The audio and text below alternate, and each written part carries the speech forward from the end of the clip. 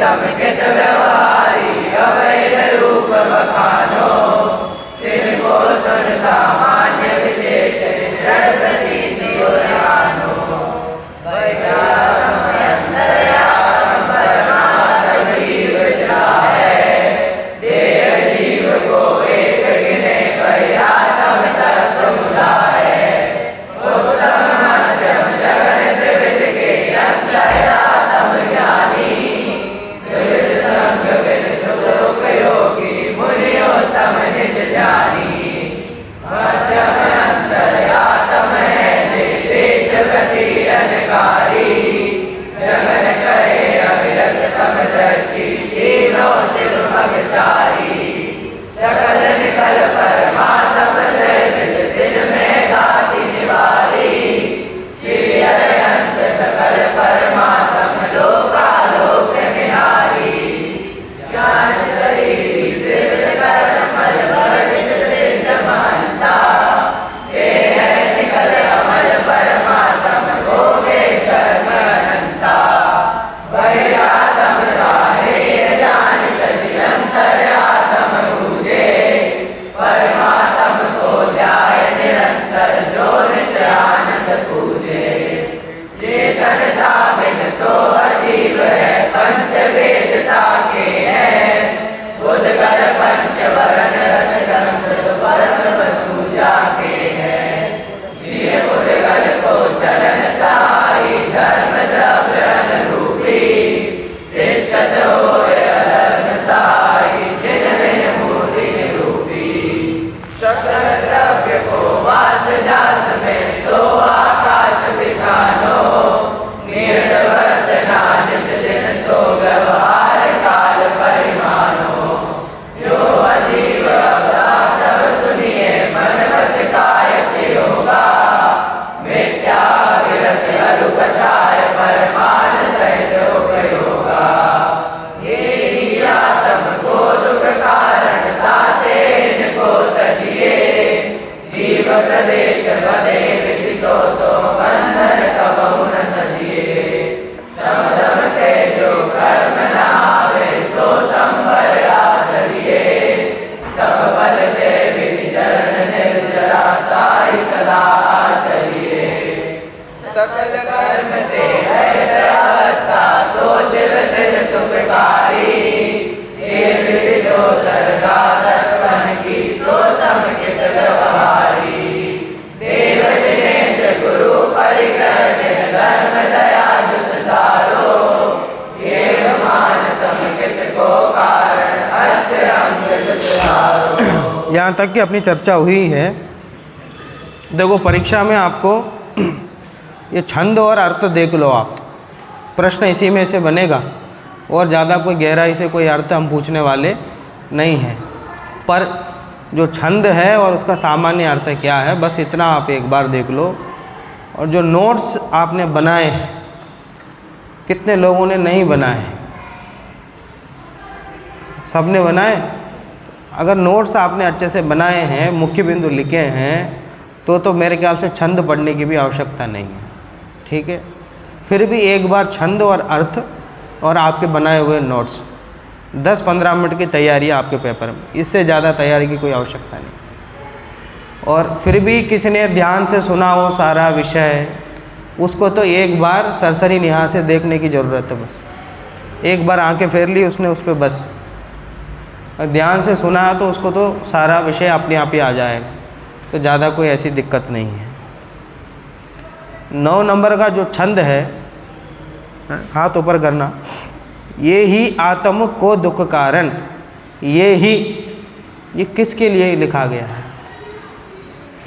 सबसे पीछे कौन बैठा है? बोलो। ये ही मिल गया 9 नंबर का छंद तुम्हें। ये ही आत्म को दुख कारण कहा, तो ये ही माने कौन है आत्मा का दुख का कारण? मिथ्यात्व। ये ही जो शब्द लिखा है किसके लिए लिखा है? तुम बोलो बगल में। हाँ, किसके लिए लिखा है? हाँ, मिथ्यात्ववादी का नाम क्या है दूसरा? ये मिथ्यात्ववाद तुमने बोला कि तुम्हारे बगल वाले ने बताया? तुम नहीं? अच्छा तुम बोलो। उल्टी मान्यता। तुम आश्रव के लिए, ठीक है, बैठो। अब ऐसा पढ़ोगे तो फिर आप मतलब परीक्षा अच्छी नहीं जाएगी। तो वो श्लोक का अर्थ सही आना चाहिए कि कहाँ कौन सा शब्द आया है और किसके लिए प्रयुक्त हुआ है, ये सब ख्याल में आना चाहिए। तो बहुत सामान्य अर्थ है। और छंद का अर्थ तो मैंने एक एक शब्द आपको किया ना, एक एक अक्षर आपका करके मैंने बताया कि किसका क्या अर्थ है, ठीक है। इसलिए ध्यान से आपने सुना हो तो परीक्षा आपकी अच्छी जाएगी, कोई चिंता करने की आवश्यकता नहीं है। 10 से 15 मिनट लगेंगे एक बार विषय देखने में, ठीक, वो भी ज़्यादा ही है। छंद और उसका अर्थ और उसके बाद आपके नोट्स, बस इतना आप कर लो, आपका हो जाए। वैसे नौवे में शमदम का क्या अर्थ बताया? शमदम का अर्थ मैंने क्या बताया था भाई? तुम थे नहीं क्या उस दिन? थे तो राज्यसभा में बैठे थे। बोलो। शम के लिए मिथ्यात्व और कसाय से बचने के लिए कहा था, और दम के लिए अविरति और प्रमाद से बचने के लिए कहा। एक्सलेंट, बैठो, बहुत बढ़िया। ऐसे इतना ध्यान से सुनना चाहिए आपको, इतना भेद करके। मुझे ऐसा लग रहा था शम का अर्थ ये बताएगा शांत भाव और दम का अर्थ है इंद्रिय विषयों से बचना, पर उसने उतनी गहराई से मैंने जो बताया उसको 4 में से 2 भेद करके इनमें 2 लेना, इनमें 2 लेना है, उस बात को भी उसने बताया। इसका मतलब बहुत ध्यान से सुना है। इधर बीच में, इधर इस तरफ देखो बेटा, वहाँ दिव्य ध्वनि थोड़ी खिर रही है, वहाँ तो केवल प्रतिमा है।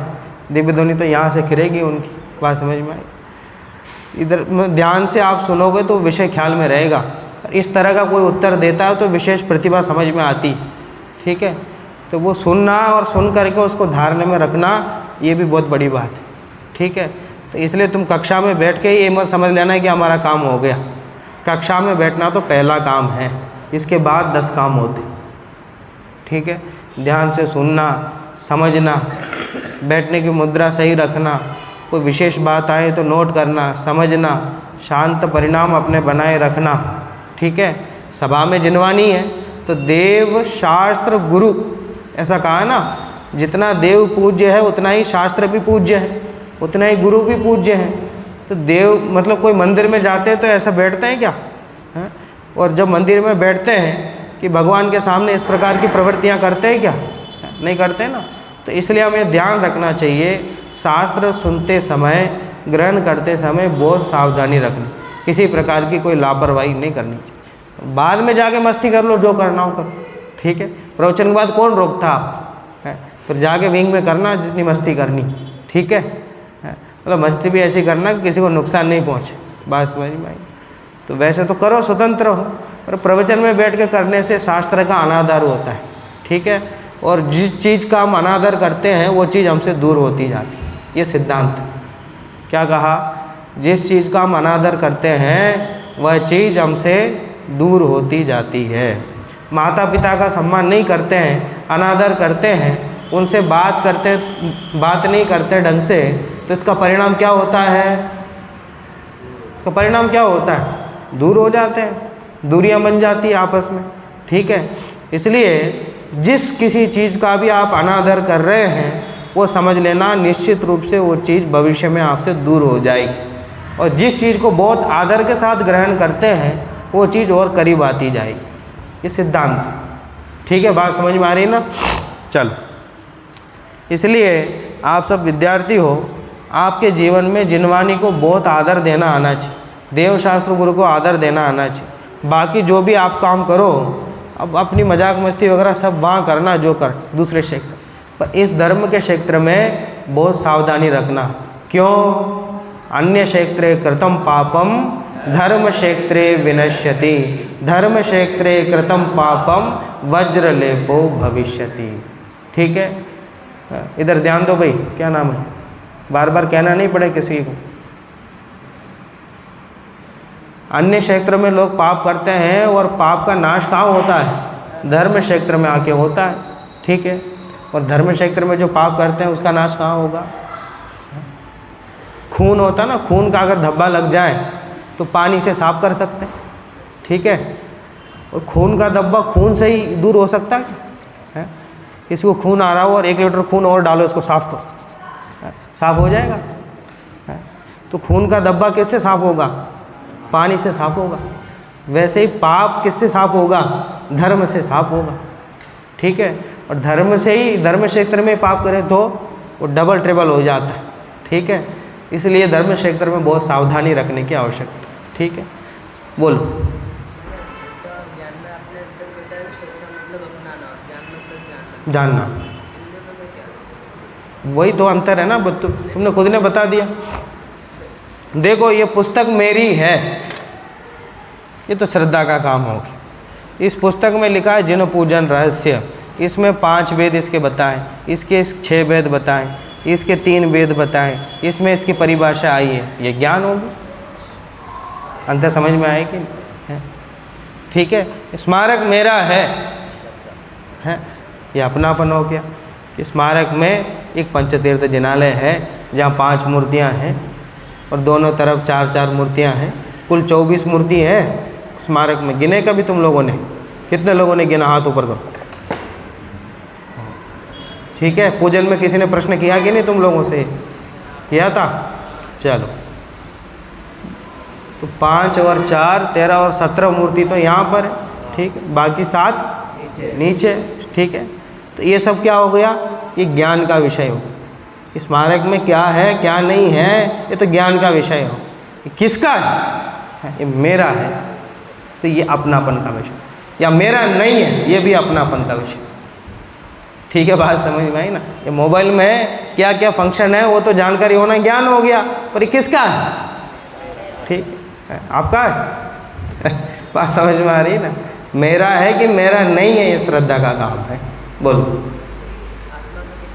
आत्मा में कैसे घटित करोगे? वो जो ज्ञान स्वभावी है, जो जानने में आ रहा है, वो किसका है? जो जानने में आ रहा है वो किसका है? वो ज्ञेय का है। ठीक है, जो पदार्थ जानने में आ रहा है वो किसका है? वो पदार्थ का है। वो जान रहा है वो कौन है? वो मैं हूँ। ठीक है, ज्ञान में अपनापन मानना वो सम्यक दर्शन है। वो ज्ञान में जो जानने में आ रहा है उसमें आप देखो, इधर देखो, बार बार क्या नाम है? बार बार कहना नहीं पड़े, तुम्हें कह रहा हूँ। अच्छे से बैठो,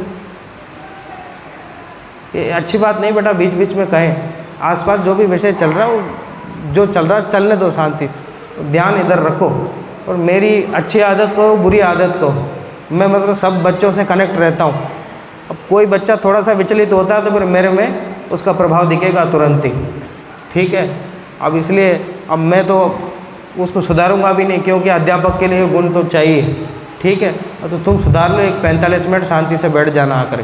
ठीक है, चलो, समझ में आ गया ना अंतर श्रद्धा और ज्ञान में? और कोई प्रश्न है किसी को? ठीक है, आगे बढ़े। देखो,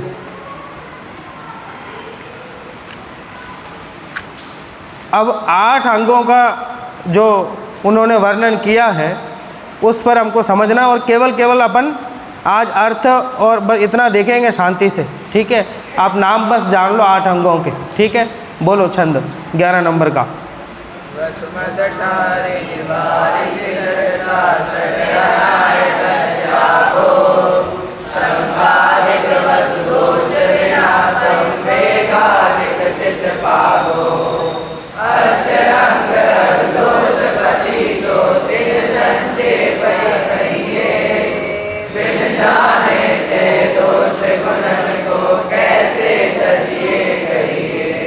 देखो, इसमें 25 दोष बताए हैं सम्यक दृष्टि के, कि सम्यक दृष्टि 25 दोषों से रहित होता है।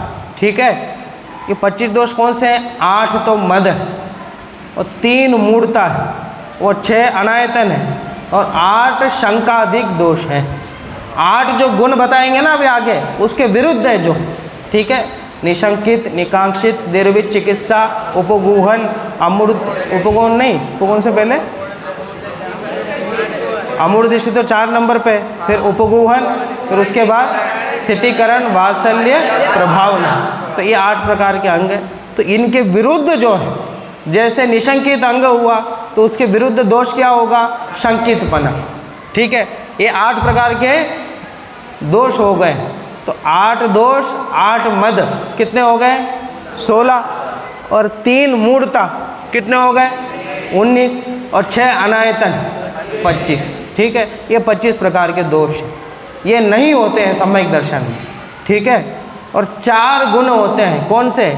संवेग, अनुकंपा, आस्तिक्य और प्रशम। ये अर्थ में लिखा, भावार्थ में सब। ठीक है, उसी को अंडरलाइन कर लेना। ठीक है, देखो, वसुमद टारी निवारी त्रिषटता षट अनायतन त्यागो।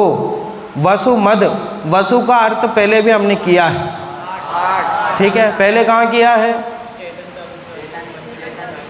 स्पर्श गुण के जो 8 भेद जो हमने किया था। ठीक है, स्पर्श गुण जो पुद्गल का गुण है उसके जो 8 भेद हमने किया था, वहाँ वसु शब्द आया था।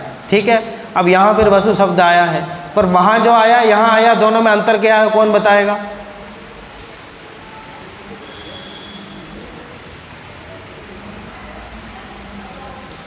हाँ बोलो। हाँ तुम ही। अरे वो तो है ही, मैं तो वो शब्द आया उसमें पूछ रहा हूँ, इसको पकड़ में आगे बात बोलो। हाँ ठीक है, इतने गहराई से जानने में आना चाहिए। यहाँ पे ऊ की मात्रा छोटी है, ठीक है, वहाँ ऊ की मात्रा बड़ी है। वसु लिखा वहाँ या वसु लिखा है। ठीक है, बात समझ में आ रही है ना? इतना अंतर भी उसमें समझ में आना चाहिए। पर दोनों का अर्थ क्या है? 8 ही है, पर छंद के हिसाब से कहीं वसु कर देते हैं, कहीं वसु कर। ठीक है, चलो, तो ये वसु मद टारी 8 मदों को त्याग करके त्रिषटता, षटता माने मूढ़ता, दुश्मन होता है ना जो, उसको बोलते हैं षट, अज्ञानी। ठीक है, अज्ञानी को बोलते हैं षट। तो 3 प्रकार की जो अज्ञानता है, मूढ़ता है, मूढ़ता और अज्ञानता एक ही बात। ठीक है, 3 प्रकार की जो मूढ़ता है उसको त्रिषटता कहा कि उसको भी त्यागो। और षट अनायतन, षट अनायतन, अनायतन माने जो अधर्म का स्थान है, जो धर्म का स्थान नहीं है, अधर्म का स्थान है, उसे अनायतन कहते हैं। ठीक है, जहाँ धर्म के बदले अधर्म का उपदेश दिया जाता है वो अनायतन कहलाता है। कुगुरु, कुदेव और कुधर्म और इनके सेवक। ठीक है, ये धर्म का थोड़ी उपदेश देंगे। कुगुरु है वो धर्म का थोड़ी उपदेश देंगे, है वो तो कुधर्म का उपदेश देंगे। और कुदेव है वो भी धर्म का उपदेश नहीं देंगे। और कुधर्म है उसमें भी किसका उपदेश आया होगा? कुधर्म में भी अधर्म का, उसका ही तो नाम पड़ गया ना, कुधर्म माने क्या, तो नाम ही उसका यही है। ठीक है, बात समझ में आ रही ना? तो इस तरह की बात। और इनके जो सेवक हैं ये भी 6 प्रकार के अनायतन में आ जाएंगे, तो सम्यक दृष्टि इनके संपर्क में नहीं रहती। ठीक है, चलो, और शंकादिक वसु दोष बिना, फिर वसु शब्द आ गया है। ठीक है, तो यहाँ भी उसका क्या अर्थ है? 8 वसु दोष, 8 प्रकार के दोष कौन से? शंका आदिक, शंका है आदि जिसमें, माने पहला जिसमें शंका है, ऐसे निशंकित, निकांक्षित आदि जो गुण हैं उनके विपरीत। ठीक है, निशंकित है तो उसके विपरीत हो गया शंकित, निकांक्षित है तो उसके विपरीत हो गया आकांक्षा, और निर्विचिकित्सा के विरुद्ध हो गया विचिकित्सा। ठीक है, अमूढ़ दृष्टि के सामने हो गया मूढ़ दृष्टि, और उपगोहन के सामने हो गया अनुपगोहन। बात समझ में आ रही है ना? और स्थितिकरण के आगे हो गया अस्थितिकरण। ठीक है, और वात्सल्य के आगे अवात्सल्य, और प्रभावना के आगे अप्रभावना। ठीक है, तो किसी शब्द को विपरीत करना हो तो क्या करो? हाँ लगा, कि सारे शब्द के आगे मत लगा देना। ठीक है, ये कुछ कुछ शब्द हैं जिनमें आ लगा दो तो उनका विपरीत हो जाता है। ठीक है, कोई आत्मा हो तो आत्मा के सामने एक और आ लगा दे, आत्मा है, तो आत्मा का क्या अर्थ निकलेगा? कोई अर्थ नहीं निकलेगा। ठीक है, तो आत्मा को विपरीत बनाने के लिए कौन सा लगाना पड़ेगा? अन प्रत्यय लगाना, अनात्मा। ठीक है, बात समझ में आ रही ना? चलो, संवेगादिक चित्त पागो, कि अपने चित्त में पाओ किसको? संवेगादिक 4 जो मैंने जो भाव बताए, संवेग, अनुकंपा, आस्तिक्य और प्रशम। ठीक है, ये 4 गुण हैं, इनको पाओ। तो 25 दोषों से रहित और 4 गुणों से सहित अष्ट अंग अरु दोष 25 तीन संक्षेप कहिए। कि साहब आपने नाम तो लिखा दिया, इसमें 25 दोषों के नाम तो बता दिए, थोड़ा विस्तार से तो बताओ इनका स्वरूप क्या है, इनको कहते कैसे हैं, एक एक का स्वरूप बताओ।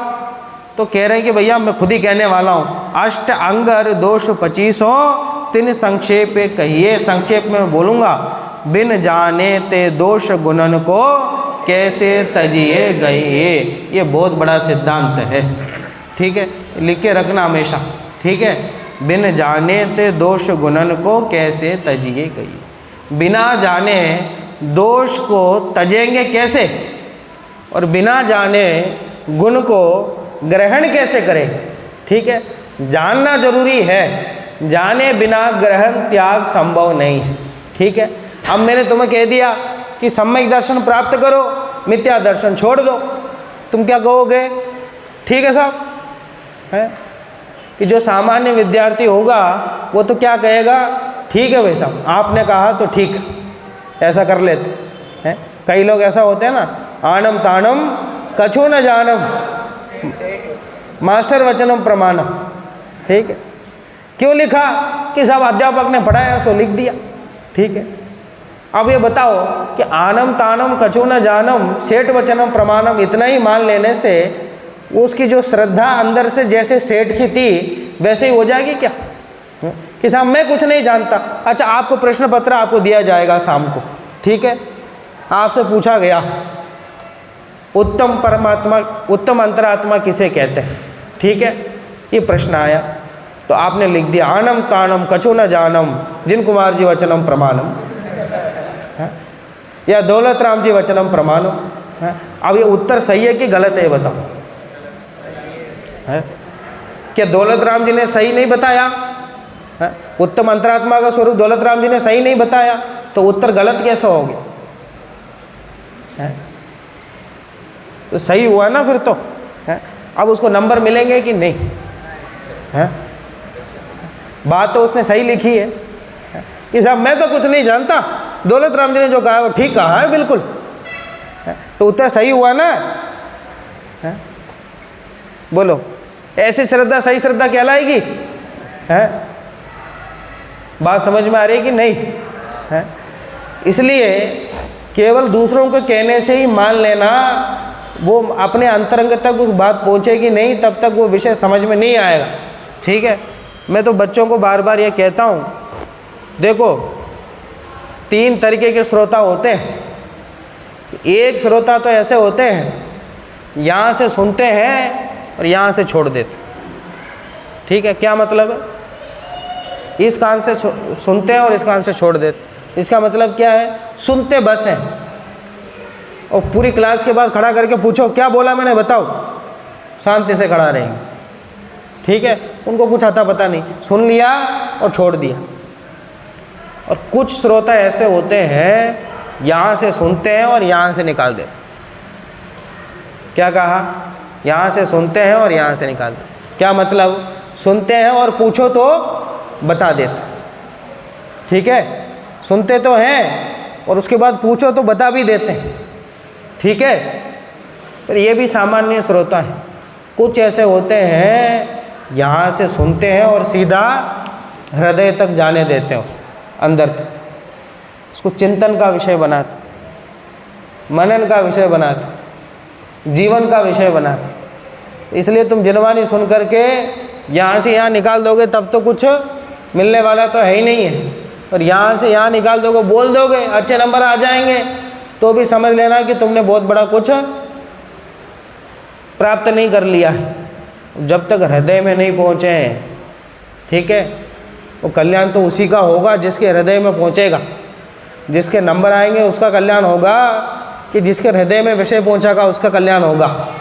बोलो, जो उत्तर देगा उसका कल्याण होगा कि जिसके हृदय में विषय पहुँचेगा उसका कल्याण होगा, ठीक है। हृदय तक विषय पहुँचना चाहिए, इसलिए कि केवल ज्ञान का विषय नहीं बनाना, केवल वचन का विषय नहीं बनाना, चिंतन का विषय बनाना, जीवन का विषय बनाना। जो समझ में आए उसको जीवन में अपनाना, ठीक है। तो कहीं जा कर के जीवन में परिवर्तन होगा, तो कहीं जाके सम्यक दर्शन होगा। नहीं तो पूरा जीवन सुनते रहोगे कि सम्यक दर्शन का स्वरूप ये है, मिथ्या दर्शन का स्वरूप ये है, पर कभी वो प्राप्त नहीं होगा। जब तक वो हृदय में नहीं पहुंचता तब तक परिवर्तन नहीं होता। मिथ्यात्व की जड़ें इतनी गहरी हैं, ऊपर ऊपर से चोट करता रहे कोई, कि जैसे बड़े का वृक्ष है, बहुत बड़ा पेड़ है, ठीक है, अब उस पेड़ को ख़त्म करना है तो क्या करें? हैं? एक आलपिन ले लें और जा कर के पेड़ के ऊपर बैठ जाए, हैं, और उसको चुभाए जाएं अपन, तो कब तक वो पेड़ नष्ट हो जाएगा? उसके बाद चाहे तलवार ले लो, जो लेना हो ले लो, हैं, वो आरा ले लो, वो जहाँ जड़ है वहाँ से उसको काट दो तो ख़त्म हो जाएगा ना, ख़त्म हो जाएगा। हैं? क्या किया था चाणक्य ने? चाणक्य के पैर में कांटा लग गया। हमारे पैर में कांटा लगता है तो हम क्या करते हैं? उठा के फेंक देते हैं और रोते हैं, और क्या करते हैं? चाणक्य ने क्या किया? उठा के फेंका नहीं, उसने देखा कि ये कांटा आया कहाँ से। जहाँ लोग जाते हैं इस रास्ते पे कांटा आया कहाँ से? देखा इस पेड़ से आया है। देखा पेड़ को कटवाओ नहीं, उखड़वाओ, ठीक है, उखाड़ दिया। क्योंकि पेड़ को अगर यहाँ से जड़ तक काट दोगे तो जड़ तो अभी अंदर है, तो जड़ वापस उगाएंगे, वापस पेड़ आ जाएगा। तो उखाड़ दिया पूरा जड़ सहित। अब तो नहीं आएगा ना पेड़, नहीं। अब वो गड्ढे में उसने वो क्या कहते हैं, छाछ मट्ठा डलवा दिया कि भविष्य में भी नहीं आए। ठीक है, बात समझ में आ रही है ना? अब यही है।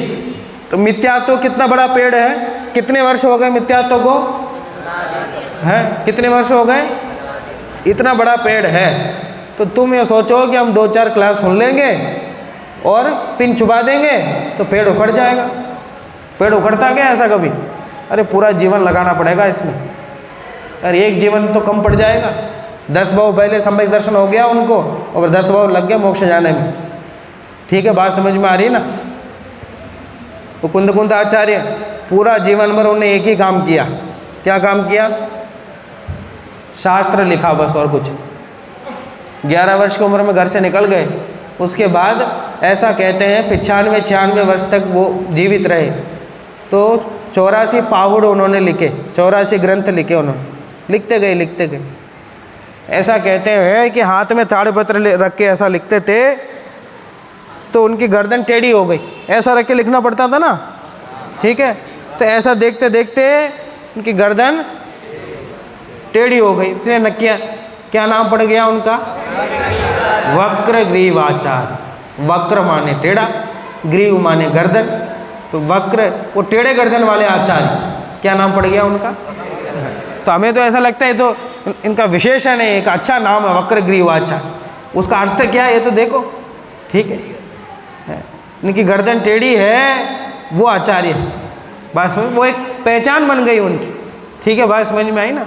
टोपी कुर्ता ला कर आवे, ये तो भैया दादा जैसे विद्वान हैं, उनकी पहचान हो गई ना। वैसे ही उनकी टेढ़ी गर्दन भी पहचान। ठीक है, तो इसलिए जानना बहुत ज़रूरी है। ठीक है, मैं बहुत इसलिए कहता हूँ बहुत ध्यान से सुना करो विषय को, और बहुत गहराई में जाया करो।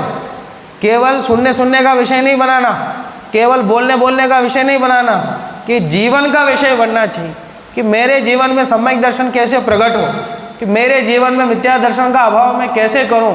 जब तक बात भावना ऐसी अपने आपके अंदर से प्रकट नहीं होगी, तब तक ये भावना विकसित नहीं होगी अंदर से, तब तक आप काम नहीं कर पाओगे। वैसे परीक्षा हो जाएगी तो पुस्तक बंद कर दो। ठीक है, ये परीक्षा के बाद बंद होने वाली पुस्तक नहीं है, पूरे जीवन भर अध्ययन करने वाली पुस्तक है। ठीक है, इसलिए कहा बिन जानते दोष गुणन को कैसे तजिए गहिए। इसलिए बिना जाने दोष को कैसे छोड़ोगे और गुण को ग्रहण। इसलिए जानना जरूरी है। शास्त्राभ्यास का महत्वपूर्ण स्थान बताया जीवन में। इसलिए जितना समय मिले, जितनी योग्यता हो, उतना शास्त्राभ्यास करना और दोष और गुणों को पहचानना। ठीक है, अपना विषय बनाना। ये धर्म सामाजिक नहीं है, व्यक्तिगत है। ठीक है, धर्म क्या सामाजिक नहीं है, व्यक्तिगत। ये व्यक्तिगत वस्तु है। जब तक ये अपने लिए इसे नहीं बनाएंगे, जब तक इसका फल हमें नहीं मिलेगा। ठीक है, चलो समझ में आ गया आपको सबको? ये छंद समझ में आ गया? बोलो। हैं? दूसरी लाइन, शंका आदि के वसु दोष बिना, कि ये बिना शब्द है, ये सब में लगेगा। 8 मद, 3 मूर्ता, 6 अनायतन और 8 शंकादिक दोष, इनके बिना संवेगादिक चित्तपागो, बिना माने इनसे रहित 25 दोषों को त्यागो, और संवेग, आस्तिक्य और अनुकंपा और प्रशम जो 4 गुण हैं, इनको चित्त पागो, कि इनको ग्रहण करो। ठीक है? इसमें जो नीचे अर्थ किया उसमें मन को लगाओ, ऐसा अर्थ किया। चित्त का अर्थ उन्होंने मन किया, और पागो माने लगाना चाहिए, कि अपने मन को ये 4 गुणों में लगाओ। ठीक है? संवेग आदि में जो इनका वर्णन आगे आएगा। ठीक है? 25 गुण और ये 4 गुण। ठीक है? 25 दोष और 4 गुण, इनका स्वरूप एक एक करके कहेंगे आगे। ठीक है? समझ में आ गया? चलो, और बैठ के मूढ़ता, अज्ञानता। हाँ, अज्ञानता समझ लो आप। शठता माने अज्ञानता, दुष्टता। ठीक है? ठीक है? अब इनका वर्णन और विशेष आने वाला है, इसलिए अपन ज़्यादा इसकी गहराई में नहीं जाते अभी। ठीक है? चलो, अब इसमें सबसे पहले 8 अंगों का वर्णन कर रहे हैं। ठीक है? 8 अंगों का वर्णन देखो, बोलो।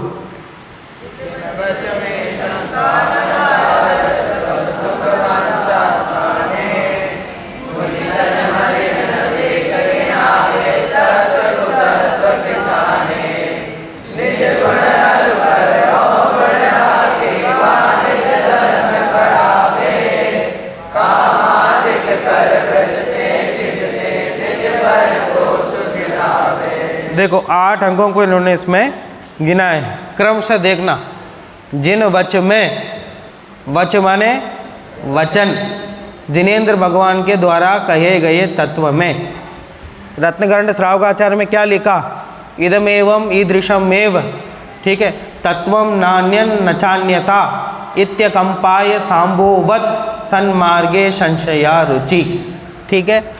तो मोक्ष मार्ग के संबंध में जिनेंद्र भगवान ने जैसा उपदेश दिया है वह वैसा ही है, अन्य रूप नहीं है। अब जीव का स्वभाव क्या है?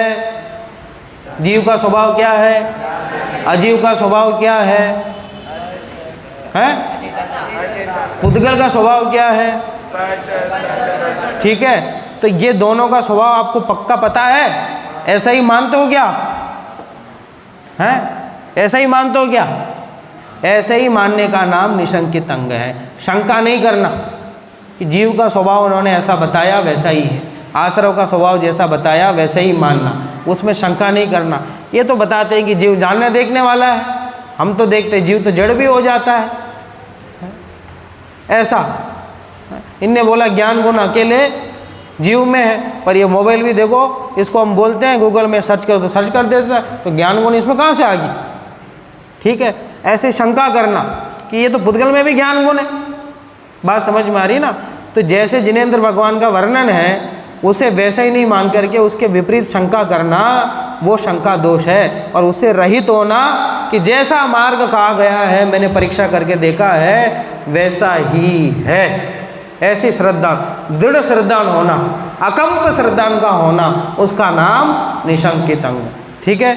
जिन वच में शंका न धार नहीं करना, सो निशंकित अंग। ठीक है? आगे देखो।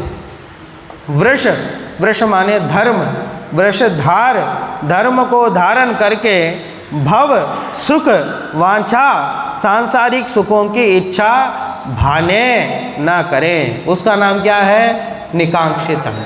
ठीक है? भोग आदि की वांछा नहीं करना। ठीक है? सम्यक दृष्टि है वह भोग आदि की वांछा नहीं करता है। ठीक है? होने को तो उसके 96,000 रानियाँ होती, 6 खंड की विभूति होती, होने को तो होते हैं, पर मन से नहीं चाहता हो। भरत जी घर में वैरागी, इतनी सारी संपत्ति तो है कि सब आप कहते हो कि सम्यक दृष्टि को भोगों के प्रति चाह नहीं होती है, तो इतना बढ़िया कपड़ा क्यों पहनता है, इतना बढ़िया बढ़िया भोग क्यों भोगता है? अरे ये तो पुण्य कर्म के उदय से जो मिला है वो मजबूरी में उन्हें भोगता है, कि मन में तो उसकी श्रद्धा ऐसी है कि भोगों के प्रति बिल्कुल भी ममत्व बुद्धि नहीं है। ठीक है? भोग अच्छे हैं ऐसी मान्यता नहीं है उसकी। कितनी विडंबना है, बाह्य में तो अच्छे अच्छे भोग हैं, सबसे ज़्यादा भोग सम्यक दृष्टि को ही मिलते हैं, ठीक है, पर अंतरंग में बुद्धि ऐसी कि इनमें अपनापन नहीं है, ठीक है, बात समझ में आई ना। लौकिक में भी वो क्या, वो अध्यक्ष किसको बनाते हैं, जिसको कुछ लेना देना नहीं, ठीक है, ऐसे व्यक्ति को ढूंढते हैं कि ऐसे लोग होते हैं ना जो उनके में सक्रिय होते हैं, वो ऐसे लोगों का अध्यक्ष बनाओ कि जिनसे वो मतलब हमारी जो भी बात हो वो मन वाले उनसे, वो मतलब ना नहीं कहे, ऐसा कोई साधु सीधा व्यक्ति होगा उसको अध्यक्ष, ठीक है, बात समझ में आ रही है ना। वैसे ही ये भोग भी किसे मिलते हैं, भोग उसे मिलते हैं जो इसे चाहता नहीं, ठीक है। देवेंद्र चक्र महिमान ममेयमानम राजेंद्र चक्रम अवनीन्द्र शिरोर्चनीयम धर्मेंद्र चक्रमधरीकृत सर्वलोकम लब्ध्वा शिवम च जिन भक्ति मुपैति भव्या। लोक के जितने भी उत्कृष्ट पद हैं, देवेंद्र पद, धर्मेंद्र पद, राजेंद्र पद, देवेंद्र माने जो देवों के इंद्र है उसे देवेंद्र कहते हैं, और राजेंद्र माने जो राजाओं के इंद्र ऐसे चक्रवर्ती, चक्रवर्ती को राजेंद्र बोलते हैं, ठीक है। और धर्मेंद्र माने जो तीर्थंकर है, जो धर्म के इंद्र हैं उन्हें धर्मेंद्र कहते हैं। इस प्रकार सभी प्रकार के जो उत्कृष्ट पद है वो किसको मिलते हैं, सम्यक दृष्टि को मिलते हैं। जबकि सम्यक दृष्टि की मान्यता में क्या है, निकांक्षित, वो भोगों को चाहता नहीं है, पर पुण्य जितना गहरा है तो वह मोक्ष जाने से पहले इन्हें भोगता हुआ जाता है, पर मन में तो नहीं चाहता। और समझाऊं गहराई से, समझ में आया कि नहीं, निकांक्षित अंग नहीं आया समझ में, ठीक है। देखो करेले की सब्जी बनी, ठीक है, अब मान लीजिए आप खा नहीं रहो, आपको पसंद नहीं है, आपके वार्डन आ गए, ठीक है, और उन्हें ज़बरदस्ती सबको दिलाया सबको खाना चाहिए, पहले सबको ऐसे देता था मैं ज़बरदस्ती, ठीक है, अब दे दिया तो खाना ही पड़े, और मैं खड़ा भी रहता था, मैं देखता हूँ भाई नहीं तो फेंक दे ले जाकर। वो अलग बात है कि स्मार की करेले की सब्ज़ी अच्छी बनती है, एक बार उसका स्वाद आ जाए तो फिर छूटता नहीं, ठीक है, पर जब तक पता नहीं चलता घर से आए होते हैं तो इसलिए वो उससे दूरी बनाते हैं। तो अब उनको दे दिया, मन में तो पसंद नहीं, ठीक है, अब सामने वार्डन खड़ा हुआ और थाली में दे दिया, अब उसको खाओगे कि फेंकोगे, हैं? खाओगे तो कैसा आनंदपूर्वक खाओगे क्या, हैं?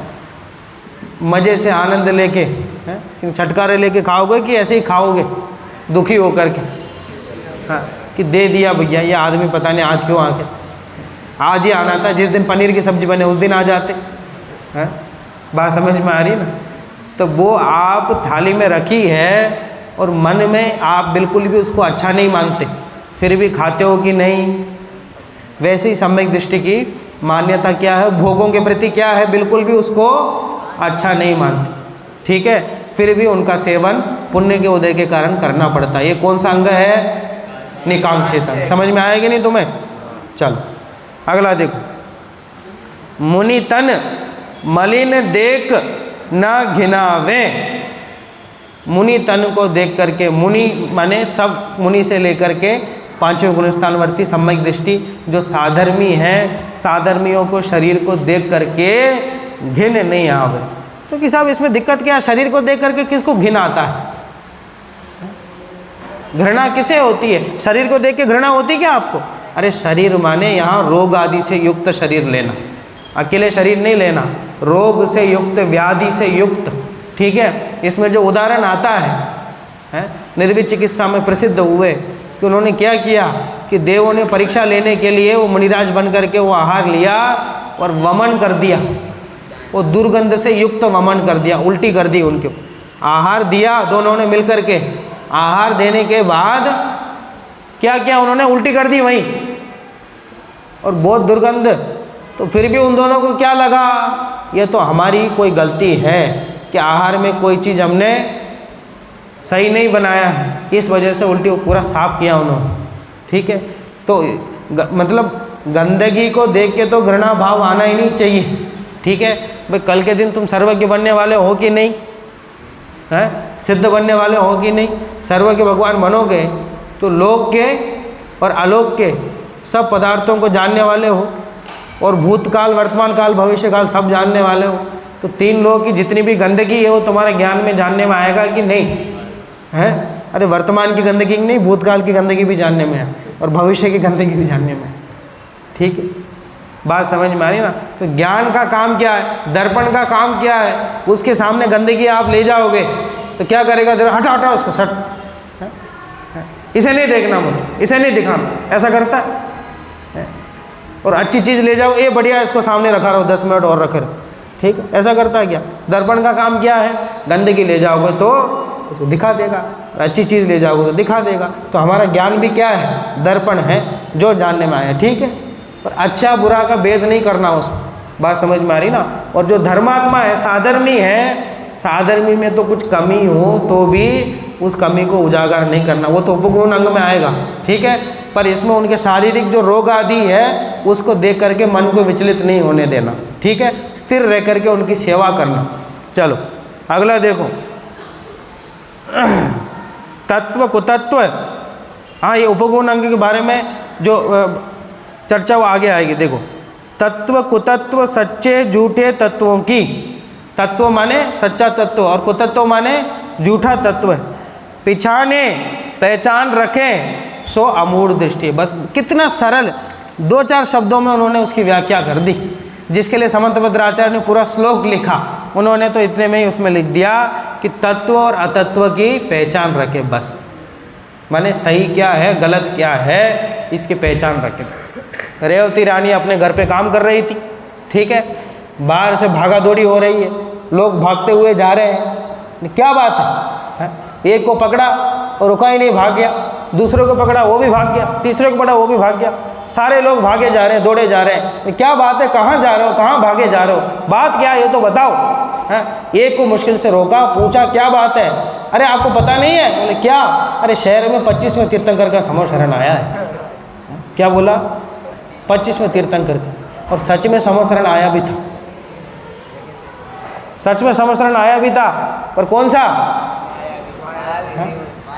देवों ने रचना कर दी ऐसे ही, ठीक है, और लोग देखने के लिए उमड़ पड़े, ठीक है, बात समझ में आ रही ना?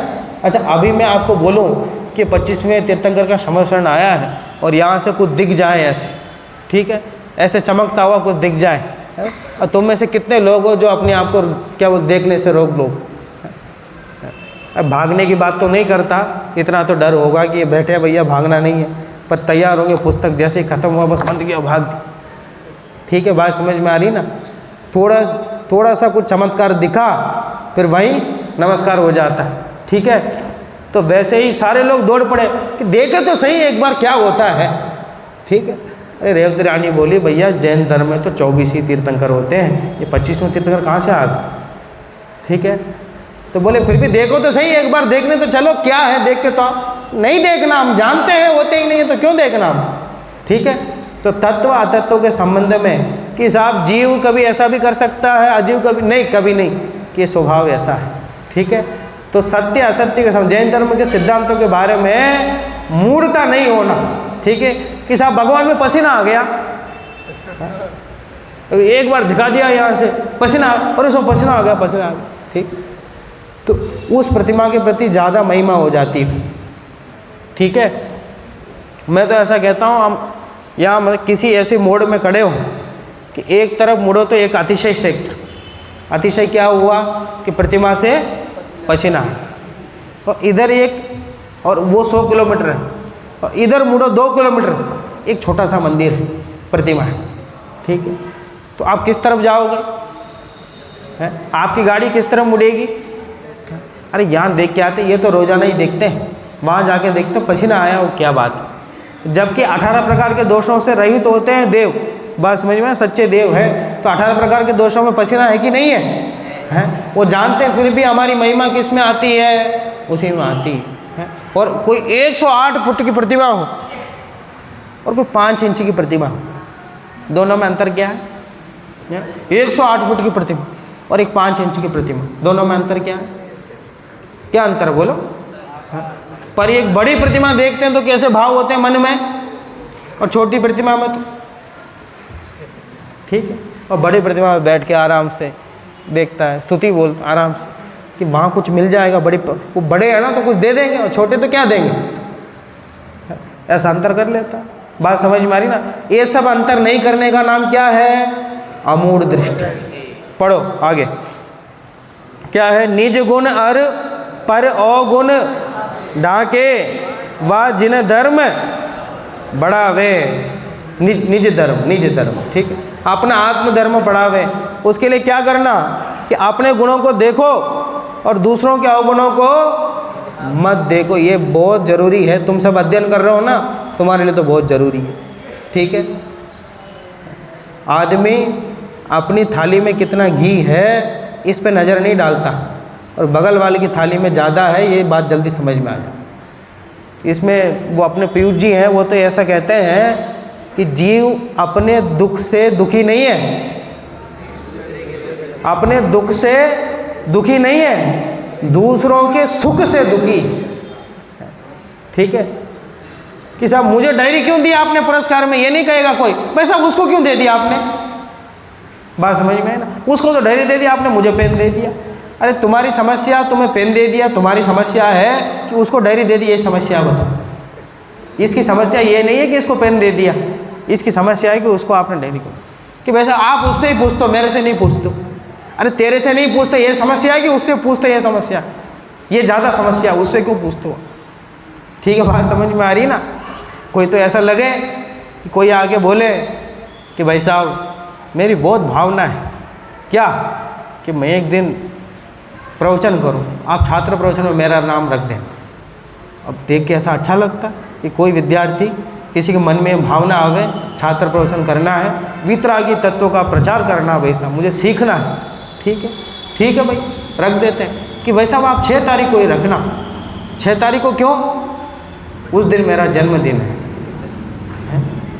अब बोले इसमें भावना कौन सी है? अब लिस्ट निकाल के देखा किसी और बच्चे का था, अब पता चला उससे कुछ झगड़ा चल रहा है, उससे बदला लेने के लिए इसने क्या कर दिया, 6 तारीख को जन्मदिन बना दिया और कह दिया कि साहब उसका हटा करके अपना रखवा दिया। बात समझ में? इसमें कौन सी भावना प्रबल है? बात समझ में आ रही ना? तो भैया सफलता की जो कुंजी है, जो पहला कदम है, सफलता की कुंजी है, वो ये है कि दूसरों की बुराई करना बंद कर दो, किसी की भी। कि साहब हम तो करते नहीं, तो अमेरिका वालों की बुराई कहाँ करते हैं हम तो। अरे भैया दूसरे माने अमेरिका वाले नहीं, तुम्हारे आसपास जो बैठे हैं इनकी बात है, तुम्हारे सामने जो बैठे हैं उनकी बात। ठीक है, तो बुराई तो जल्दी समझ में आ जाती है, कमी तो जल्दी दिख जाती है, और गुण दिखते नहीं है। क्यों? क्यों? हम देखना नहीं चाहते। ठीक है, बात समझ में आ रही ना? इसलिए गुणग्राही होना बहुत ज़रूरी है, और धर्मात्मा को तो खास करके गुणग्राही होना जरूरी है। 100 कमियों को गौण कर देना, और एक गुण हो तो एक गुण को बस कर देना। ठीक है, जिस दिन ऐसी दृष्टि हो जाएगी तो समझ लेना उपगुण अंग का पालन कर रहे हो, कि सामने वाले ने गलती की, तुमने किसी को बुलाया, तुम्हें पता है उसने क्या किया। ठीक है, 10 लोगों को प्रचार कर देते हो। ठीक है, कभी तुमने क्लास में कोई बात समझ में आई तो किसी को पूछते हो, किसी को बोलते हो जाके, तुम्हें पता है आज क्या बात आई, आज बहुत अच्छी बात आई, तो ऐसा बोलते हो कभी? पर किसी बच्चों को नींद आ गई क्लास में तो तुम्हें पता है क्या हुआ, सो गया था कोई आज। बात समझ में आ रही है? तो नींद आई वो बात तो जल्दी पकड़ में आ जाती है तुम्हारी, और उसका प्रचार भी करते हो। ठीक है, और जो बात ग्रहण करना चाहिए, जिसकी चर्चा होनी चाहिए, वो करते नहीं। ठीक है, फिर सफलता कहाँ से हो? ठीक है, आदि जैन। चलो अगला। हाँ, अमूढ़ दृष्टि और अमूढ़ दृष्टि, देखो निशंकित अंग में जो तत्व बताए गए हैं, जीवादि तत्वों का उदाहरण मैंने जो दिया उसमें, और इसमें तथ्य, अमूढ़ दृष्टि में चमत्कार आदि का विशेष है, और निशंकित में वो क्या बोलते हैं, श्रद्धा प्रदान है, अमूढ़ दृष्टि में ज्ञान प्रदान, ऐसा कह सकते हैं। यद्यपि दृष्टि शब्द तो इसमें भी आया है, दृष्टि का अर्थ श्रद्धा ही है, पर ऐसा मतलब जैसे सैद्धांतिक से विपरीत कथन हो और उसको नहीं मानना, वो लिया इसमें। ठीक है, इसमें अन्य मत में जो क्रियाएं होती है ना, उनकी दृष्टि से अमूढ़ दृष्टि को लिया। ठीक है, चमत्कार आदि के रूप जो क्रियाएं होती हैं अन्य मति से, उससे प्रभावित नहीं होना, उसको अमूढ़ दृष्टि में लिया। और तात्विक जो चर्चा है, दार्शनिक चर्चा है, उससे प्रभावित नहीं होना, वो निशंकित में लिया। ठीक है। चल अगला देखो, समय तो बहुत हो गया। चलो एक बार पढ़ो आप, अर्थ पढ़ लेना आगे के, ठीक है। बोलो एक बार चल।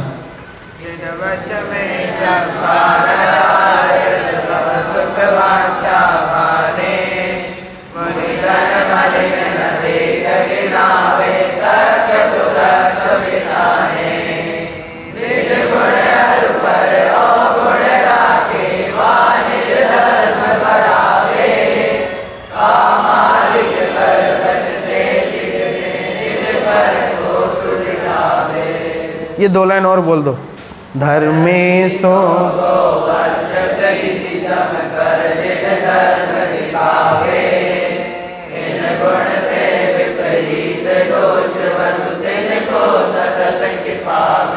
ठीक है।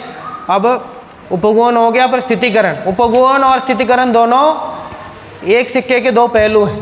दूसरों की बुराई, दूसरों के द्वारा कोई गलती हो जाए उसको छुपाना, उसको सबको नहीं बताना, गौण करना उपगुण है। और गलती उसको बुला के बिठा, भैया ऐसी गलती मत करो, तुम अच्छे विद्यार्थी हो, बढ़िया काम करो, ठीक है, धर्मात्मा हो, धर्म काम में लगे रहो, ऐसा उपदेश देना स्थितिकरण है, ठीक है। और वात्सल्य, अपने धर्मात्माओं के प्रति वात्सल्य होना।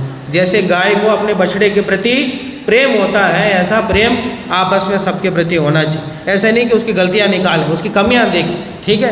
तुम भी छड़ाला पढ़ रहे हो, ये भी छड़ाला पढ़ रहे हो, तुम भी धर्म समझने के लिए आए हो, वो भी धर्म समझने के लिए आए। एक दूसरों के प्रति वात्सल्य भाव रखो, ठीक है, प्रेम भाव रखो, ठीक है। और प्रभावना, जितनी अपनी योग्यता है, योग्यता के अनुसार जैन धर्म की प्रभावना करना, ठीक है। विविध कार्य करके जैन धर्म की प्रभावना करना। और आत्म प्रभावना और पर प्रभावना, इसमें भी 2 काम, ठीक है। अपने आत्मा में ज्ञान दर्शन चारित्र में लीन रहना आत्म प्रभावना है। और लोगों को जैन धर्म के बारे में बताना विविध गतिविधियों के माध्यम से, शिविर के माध्यम से, प्रवचन के माध्यम से, कक्षाओं के माध्यम से, शोभा यात्रा के माध्यम से, पंचकल्याण के माध्यम से, विधान के माध्यम से, पूजा के माध्यम से, ये सब कार्यों के माध्यम से जैन धर्म की वाहवाही करना सबके सामने, उसका नाम पर प्रभावना, ठीक है। ये 8 प्रकार के अंग हैं। चलो और कुछ समझ में आ गया आप सबको? चलो बोलो, हैं कहाँ पर? इन गुणते विपरीत दोष वसु तिनको सतत खिपावे। ये 8 प्रकार के जो गुण गिनाए ना, उसके विपरीत 8 दोष हो जाएंगे। शंकादिक जो 8 दोष हैं वो दोष हो जाएंगे, उनको हमेशा दूर करना चाहिए। तिनको सतत, सतत माने हमेशा ही दूर रखना चाहिए। निशंकित का विपरीत कौन सा होगा? शंकित, ठीक है। निकांक्षा का विपरीत कौन सा होगा? कांक्षा। वैसे ही धीरे धीरे मतलब 8 का आप लगा लो, उनके जो विपरीत हैं दोष हैं, 8 प्रकार के दोष, उनको सतत दूर करना चाहिए, उनसे दूर रहना चाहिए, ठीक है। चलो बहुत बढ़िया, जितना अध्ययन आपने किया है अच्छे से किया है, आप सबको बहुत बहुत शुभकामनाएं। और अच्छे से तैयारी करना, परीक्षाओं के लिए आपको शुभकामनाएं। अच्छे से आप पेपर दो, केवल छंद और छंद का अर्थ आप देख लो और नोट्स पढ़ लो, उससे ज़्यादा गहरा पेपर नहीं आएगा, आराम से आप दे सकोगे, ठीक है। कोई प्रश्न किसी को? हाँ नहीं, छंद आप लिखो तो बहुत बढ़िया है, वैसे पूछेंगे नहीं पेपर में, ठीक है, प्रश्न ही पूछेंगे, प्रश्न के उत्तर में आप छंद लिख दो तो बढ़िया है। उत्तर लिखने की बजाय जैसे हमने पूछा कि साहब 3 प्रकार के अंतरात्मा का स्वरूप लिखो, तुमने पद्य में लिख दिया कि भाई जगन्य अंतरात्मा इस प्रकार होता है, ऐसा होता है। इससे बढ़िया आप छंद लिख दो तो पूरे नंबर आपको छंद के ही मिल जाए। हाँ, व्याख्या करने की जरूरत नहीं, हाँ, उत्तर नहीं लिखना, केवल छंद लिख दो, ठीक है। पर ऐसा नहीं कि हमने पूछा कुछ और, तुमने कुछ और छंद लिख दिया। हमने पूछा कि भैया उत्तम अंतरात्मा का स्वरूप बताओ, तुमने लिख दिया कि जय त्रिभुवन में जीव अनंत, ठीक है, कि सब छंद तो याद है, हमने छंद लिखा, आपने नंबर नहीं दिया, ऐसा नहीं चाहिए। प्रकरण से संबंधित होना चाहिए। जैसे अगर मान लो 20 छंद में आया स्वरूप, तो छंद लिख करके नीचे अंडरलाइन कर देना कि साहब इसमें तो तीनों अंतरात्मा का स्वरूप आया है, आपने तो उत्तम अंतरात्मा का पूछा है, तो उत्तरात्मा की जो लाइन है उसको अंडरलाइन कर देना। समझ में आ गया? बोलो।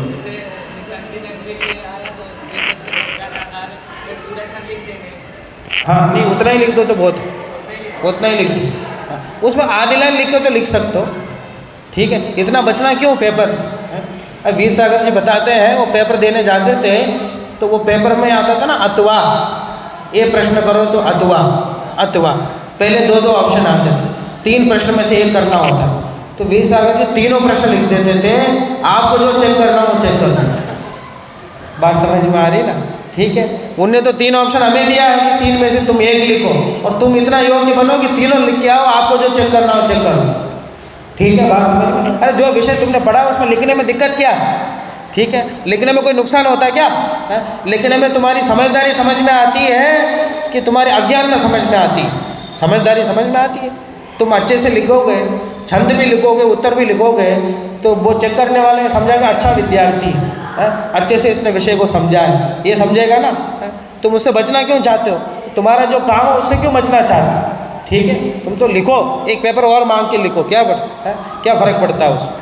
ठीक है, ये तो तुम्हारा काम है, अध्ययन, पठन, लेखन, ये सब तुम्हारा काम, इससे क्यों बचते हो? ठीक है, इसलिए छंद भी लिखना पड़े, अर्थ भी लिखना पड़े तो लिखो, बढ़िया, कोई दिक्कत नहीं। ठीक, इसमें आलस मत करो। हाँ हैं, हाँ बस वहीं तक जितना विषय अपना हुआ है। आज का विषय भी ज़्यादा गहरा नहीं आएगा, क्योंकि विषय सामान्य हुए हैं, ज़्यादा से ज़्यादा 8 अंकों के नाम मात्र पूछ लेंगे, पर उनका मतलब विस्तार में नहीं जाएंगे। पर कल तक जो विषय आया उसकी गहराई में थोड़ा सा पूछ। ठीक है, चलो। हाँ,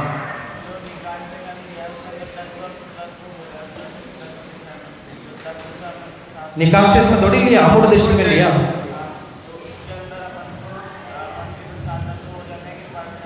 अभी तो समझाया, तुम्हारे बगल वाले ने प्रश्न पूछा था तभी तो मैंने बताया था। ठीक है, तात्विक जो चर्चा है उसको संकेत में लेना है, और जो ज्ञानपरक चर्चा है उसको इसमें लेना है। अन्य मतों की दृष्टि से उसमें लिया। एक तरह से समझ लो, जो निश्चय सम्यक दर्शन की चर्चा है उसको निसंकेत में ले लिया, और व्यवहार सम्यक दर्शन की चर्चा उसको अमूढ़ दृष्टि में।